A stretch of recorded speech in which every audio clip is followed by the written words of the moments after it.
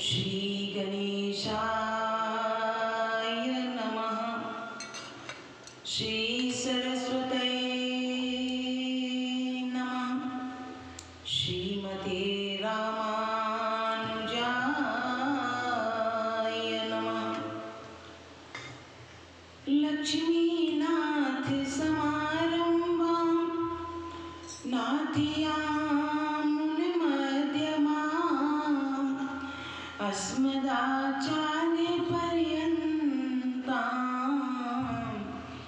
वन्दे गुरु परम्परां। वन्दे गुरु परम्परां। सीता मेरी मात है, पिता मेरे रघुनाथ। इन दोनों के चरणों में मेरा कोटि कोटि प्रणाम। मेरा कोटि कोटि प्रणाम। आए तो प्रेम से लो हरि का नाम।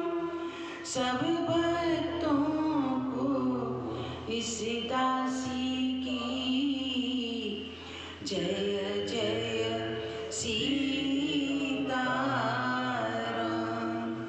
जय जय राधे श्याम।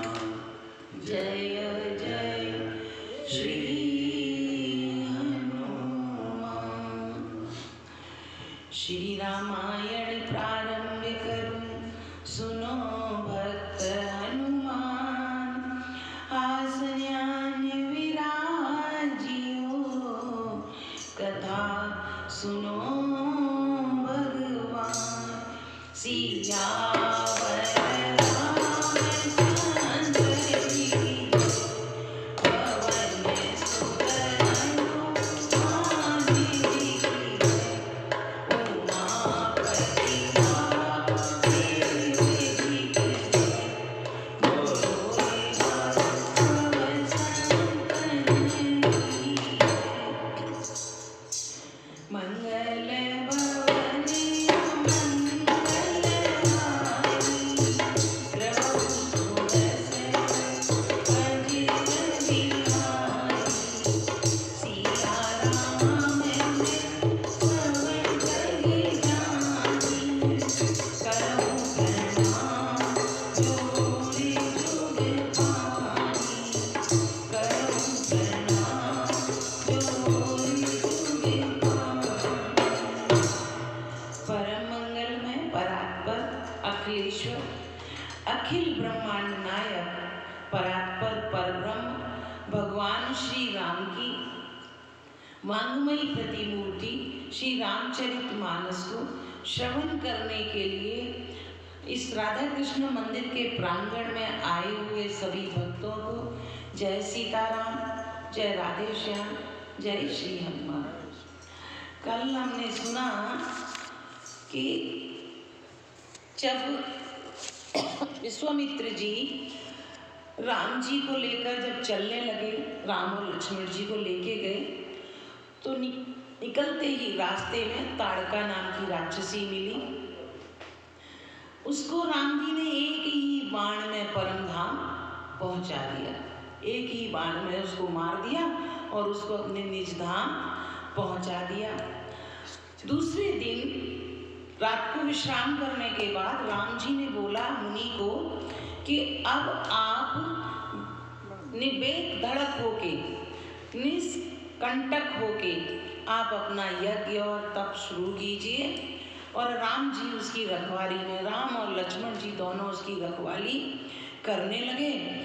और यह समाचार मुनियों का शत्रु क्रोधी राक्षस मारीच ने जब पाया तो वह अपने सहयोगियों को लेकर आया और उसने सोचा कि मैं यज्ञ करने नहीं दूंगा और जैसे ही वह आया, उसने जब सोचा ही था, मचा भी नहीं पाया उपद्रव, वो सोचा ही था, तो राम जी ने बिना फल वाला बाण उसको मारा और वह 7 योजन समुद्र के पार जाकर गिरा।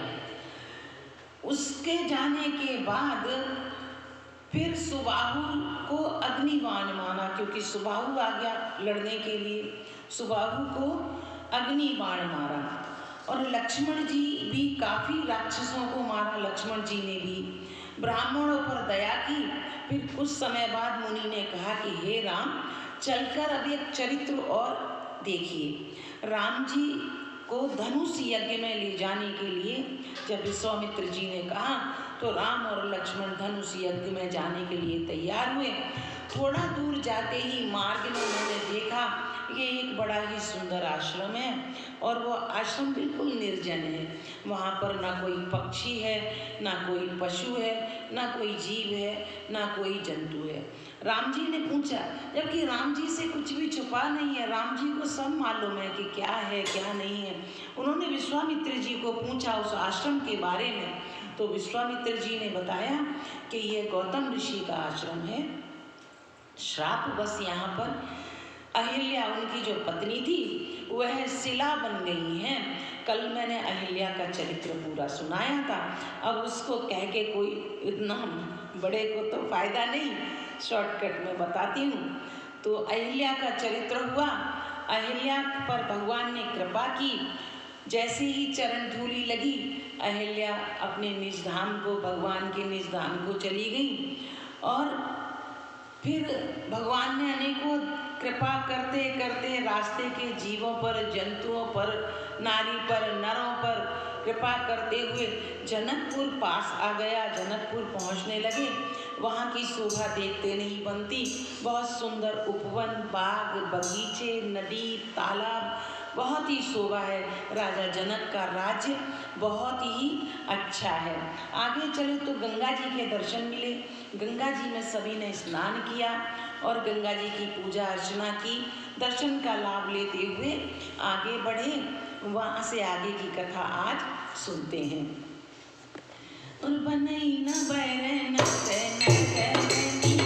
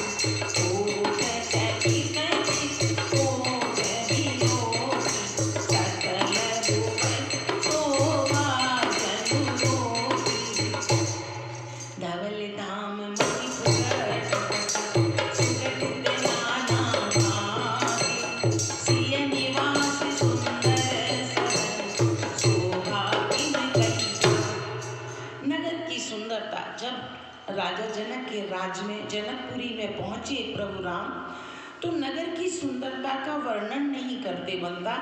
मन जहाँ जाता है वहीं लुभा जाता है। इतनी सुंदर सब चीजें हैं कि मन है ना लुभाने लगता है। मणियों से बने हुए विचित्र छज्जे हैं, मानो ब्रह्मा ने अपने हाथों से उनको बनाया। कुबेर के समान श्रेष्ठ धनी व्यापारी सब प्रकार की अनेक वस्तुएं लेकर दुकानों में बैठे हुए हैं। सुंदर चौराहे, सुहावनी गलियां तथा सुगंध से सिंची रहती हैं हमेशा। सबके घर मंगलमय हैं और उन पर चित्र कढ़े हुए हैं, मानो चित्रकारी की हुई है। जिन्हें मानो कामदेव रूपी चित्रकार ने अंकित किया हो। नगर के सभी स्त्री पुरुष पवित्र, साधु स्वभाव वाले, धर्मात्मा, ज्ञानी और गुणवान हैं। जहाँ जनक जी का अत्यंत अनुपम सुंदर निवास स्थान है, जहाँ उनका महल है, वहाँ के विलास ऐश्वर्य को तो देखकर भी देवता भी थकित हो जाते हैं, इतना सुंदर है। मनुष्यों की तो बात ही क्या। कोट राजमहल का जो परकोटा है, जो 4 दीवारी है राजमहल की, उसको तो देखकर चकित ही हो जाता है मन। ऐसा मालूम होता है मानो समस्त लोगों की शोभा को उसने उसी परकोटे के अंदर रोक के रखा है। संपूर्ण जगत उसके सामने फीका है। उज्जवल महलों में अनेक प्रकार के सुंदर रीति से बने हुए मणिजड़ित सोने की जरी के पर्दे लगे हुए हैं। सीता जी के रहने के सुंदर महल की शोभा का तो तुलसीदास जी कहते हैं कि शब्द ही नहीं है जिससे मैं वर्णन कर सकूं। इतना सुंदर सीता जी के रहने का महल है कि जिसकी मैं वर्णन ही नहीं कर सकता। सुबह द्वारी सब कोई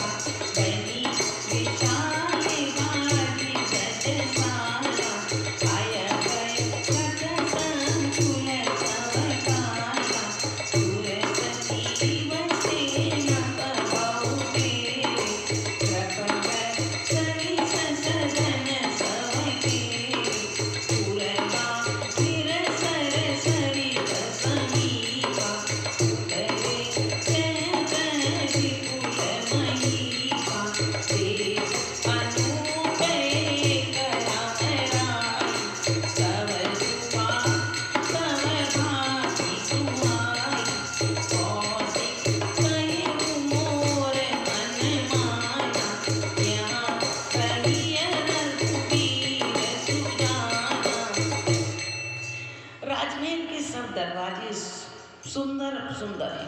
राजमहल के जितने भी दरवाजे हैं, फाटक हैं, उन सब पर इतनी सुंदर चित्रकारी है, मणियाँ जड़ी हुई हैं, जिनकी शोभा का वर्णन करना ही बड़ा ही मुश्किल है। मजबूत हैं, हीरों के चमकते हुए उनके ऊपर हीरे लगे हुए हैं और राजाओं, नटों, मांगदों और भाटों की भीड़ लगी हुई है। घोड़े और हाथियों के लिए बहुत बड़ी बड़ी घुड़शालाएं और गजशालाएं बनी हुई हैं, जो सब समय घोड़े, हाथी और रथों से भरी हुई हैं। बहुत से सूरवीर मंत्री, सेनापति हैं, उन सब के घर भी राजमहल के जैसे ही हैं। जो राजा जनक के यहाँ जो कर्मचारी हैं, उनके भी घर इतने सुंदर हैं मानो राजमहल ही हो। नगर के बाहर सब और नदी के निकट जहाँ तहाँ बहुत से राजलोग उतर गए, क्योंकि जिन राजाओं को जनक ने बुलाया था वे राजाओं के डेरे लगवा दिए, जहाँ तहाँ उनकी रुकने की व्यवस्था की हुई है। और आमों का एक सुंदर सा बगीचा देखा। किसने? विश्वामित्र जी ने। अमराई देखी, एक आमों का सुंदर सा बगीचा देखा और सब प्रकार से उसमें सारी सुविधाएं थी। सब तरह से सुंदर देखकर विश्वामित्र जी ने कहा कि हे रघुवीर, हे राघव, हे राम, मेरा मन कहता है कि हम यहीं पर रुक जाएं। हम जनक जी से कह के अपना इंतजाम यहीं करा लेते हैं। और भले ही ना आती कहीं पानी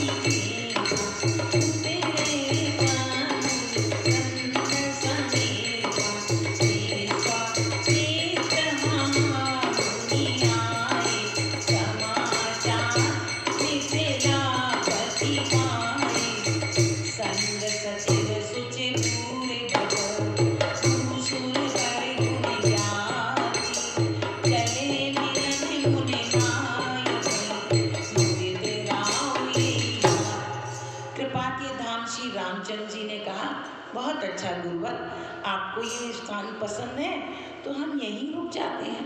कहकर वहीं मुनियों के समूह के साथ ठहर गए। मिथिलापति जनक जी को जब यह समाचार मिला कि विश्वामित्र जी और उनके साथ 2 राजकुमार आए हुए हैं।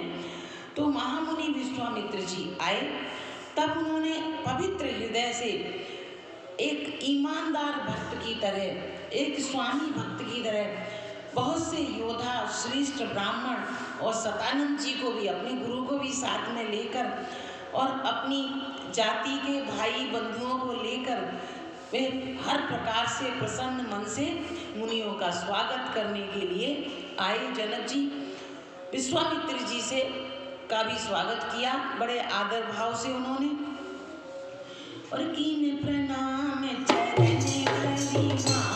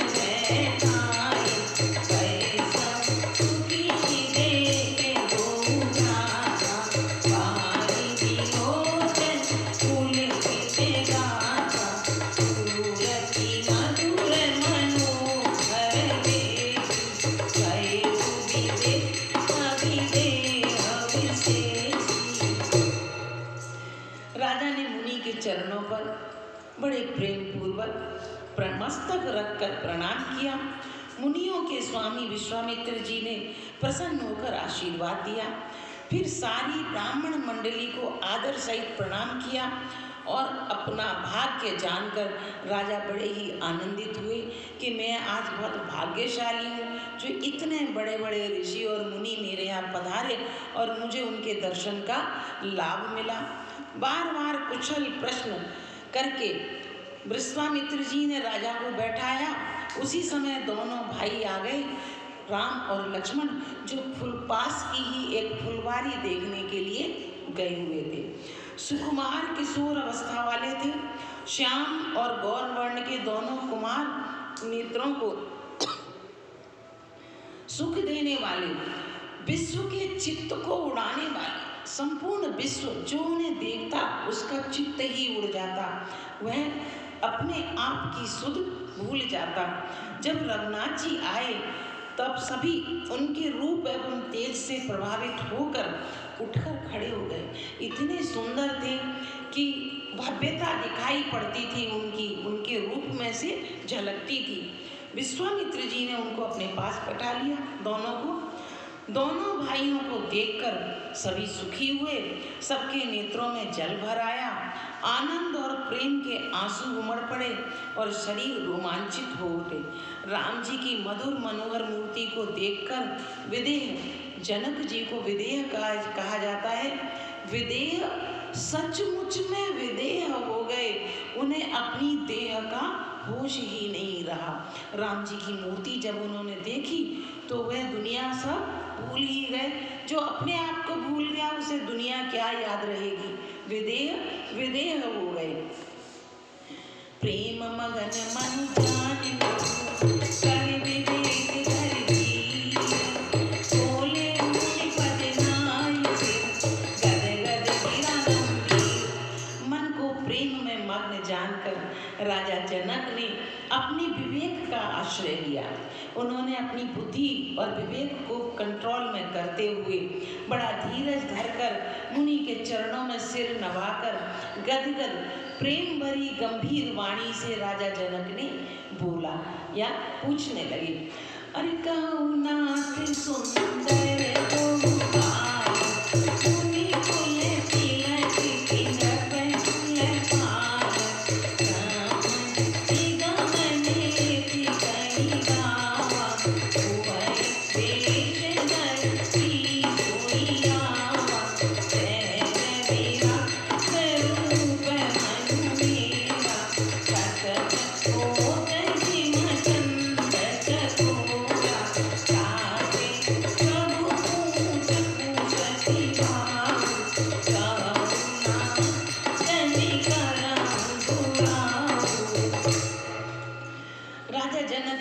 भाव में विभोर हो गए और पूछने लगे कि ये नाथ, कहिए ये दोनों सुंदर बालक, क्योंकि उन्हें पता चला था कि विश्वामित्र जी आए और विश्वामित्र जी के साथ 2 किशोर उम्र के बालक भी आए हैं, परंतु उन्हें ठीक ठीक तो पता था ही नहीं कि कौन है, कहाँ से आए हैं, विश्वामित्र जी के साथ आए हैं।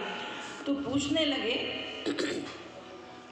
कि ये नाथ, कहिए ये दोनों सुंदर बालक किसी मुनि कुल के आभूषण हैं, मुनियों के बच्चे हैं, या किसी राजवंश के पालक हैं, अथवा जिनका वेदों ने नीति नीति कहकर गान किया है, कहीं वह ब्रह्म तो इस कलयुग युगल रूप धरकर नहीं आए, कहीं वह ब्रह्म ही 2 लोगों में युगल रूप धर के आया हो, राम और लक्ष्मण के रूप में।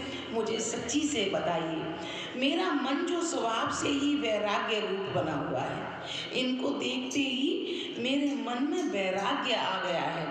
वैराग्य रूप से जो बना हुआ है मेरा मन, इन्हें देखकर इस तरह मुग्ध हो रहा है जैसे चंद्रमा को देखकर चकोर मुग्ध होता है।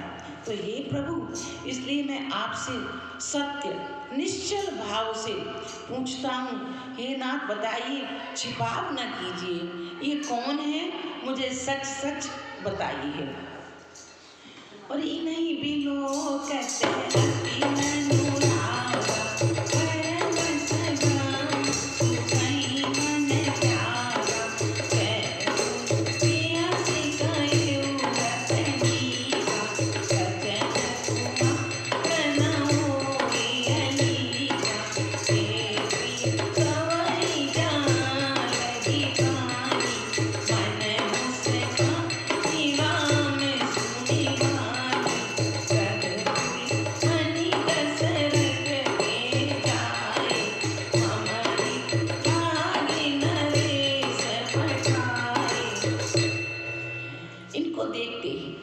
जनक जी कहते हैं कि इनको देखते ही अत्यंत प्रेम के बस होकर मेरे मन ने जबरदस्ती ब्रह्म सुख को त्याग दिया है। इनका ऐसा प्रभाव है कि मुझे अब ब्रह्म सुख की भी याद नहीं रह गई। ऐसा प्रभाव है इनका। मुनि ने हंसकर कहा कि हे राजन, आपने ठीक ही कहा। मुनि बताने ही वाले थे कि ब्रह्म सुख को तुम क्या याद करोगे जब सामने स्वयं तुम्हारे ब्रह्म खड़ा हो। तो मुनि बताने ही वाले थे, आपने ठीक ही यथार्थ ही कहा, आपका वचन मिथ्या हो ही नहीं सकता, आपका वचन झूठ हो ही नहीं सकता। जब ये सुना तो जगत में जहाँ तक जितने भी प्राणी हैं ये सभी को प्रिय हैं। मुनि की रहस्यमयी वाणी जब सुनी तो श्री राम जी मंद मंद मुस्करा दिए, मानो मुनि से कहना चाहते हैं कि भेद मत खोलिएगा, भेद नहीं खोलना अभी। ऐसा मतलब मुस्कुराहट के इशारे में मुनि को बता रहे हैं कि भेद नहीं खोलना। हंसकर मानो संकेत करते हैं कि रहस्य नहीं खोलिए। तब मुनि ने कहा, वे समझ गए तुरंत कि हे रकुल मणि महाराज, ये रकुल मणि हैं, ये महाराज दशरथ के पुत्र हैं। मेरे हित के लिए राजा ने इन्हें मेरे साथ भेजा है, क्योंकि मुझे राक्षस बहुत परेशान कर रहे थे। तो राजा ने दोनों भाइयों को, ये राम लक्ष्मण राजा दशरथ के बेटे हैं, ये राजकुमार हैं, इनको मेरे साथ भेजा है। और इन्होंने मेरा सुचारू रूप से यज्ञ जब तब सब करवा दिया, क्योंकि इन्होंने सब राक्षसों का मार के सबको किनारे किया। राम लखन दो रघुवर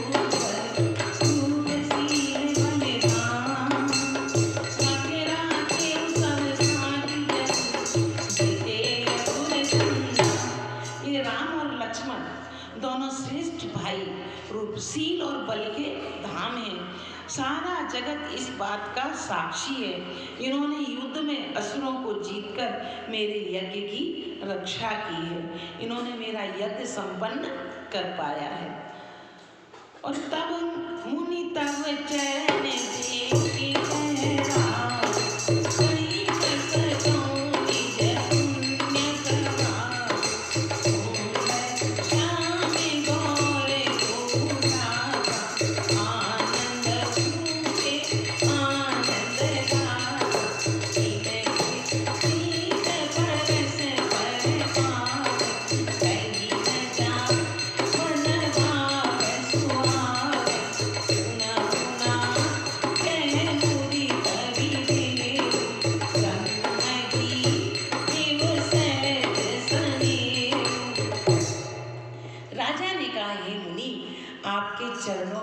दर्शन करके अपना पुण्य प्रभाव कह नहीं सकता।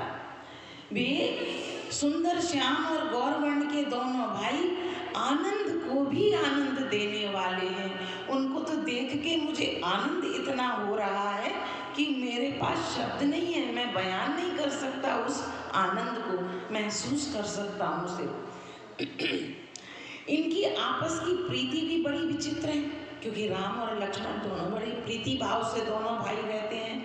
इनकी आपस की प्रीति भी बड़ी पवित्र और सुहावनी है, वह मन को बहुत भाती है, पर वाणी से कहा नहीं जा सकता।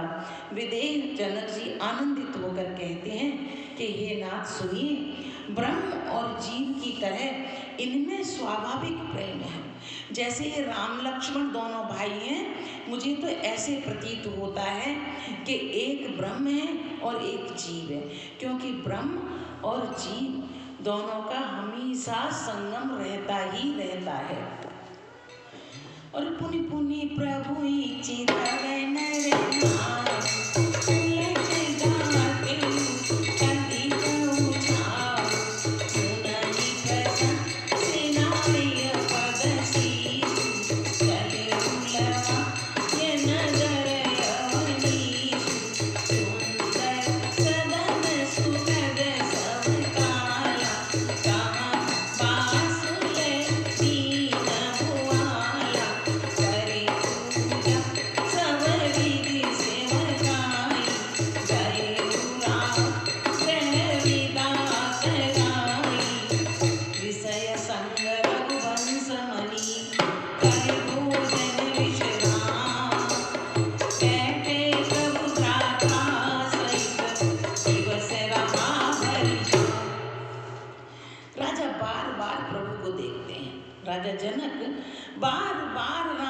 दर्शन करते हैं और दृष्टि वहाँ से, उनकी जो दृष्टि है ना, वो हटना ही नहीं चाहती। दृष्टि कहती है देखते ही रहो, पर मन में सोचते हैं कि काम भी करना है। बुद्धि कहती है कि यहीं लगे रहो, विवेक कहता है उनका कि यहीं इनको देखते ही रहो। प्रेम से शरीर पुलकित हो रहा है और हृदय में बड़ा ही उत्साह है। मुनि की प्रशंसा करके उनके चरणों में सिर नवाकर राजा उन्हें नगर में लिवा ले चले, क्योंकि उनके मन ने कहा ये यहाँ बाग में क्या रहेंगे, नगर में इनको अच्छी जगह पे रखेंगे चल के। एक सुंदर महल जो सब समय सब ऋतुओं में सुखदायक था, वहाँ राजा ने उन्हें ले जाकर ठहराया। तदनंतर सब प्रकार से पूजा और सेवा करके राजा विदा मानकर अपने घर को चले गए। रघुकुल के शिरोमणि प्रभु श्री रामचंद्र जी ऋषियों के साथ भोजन और विश्राम करके भाई लक्ष्मण समेत बैठे। उस समय पहर भर दिन रह गया था, पहर भर दिन बाकी बचा था। आज की कथा को यहीं स्थगित करती हूँ, आगे की कथा कल सुनेंगे, 2 मिनट सत्संग करेंगे।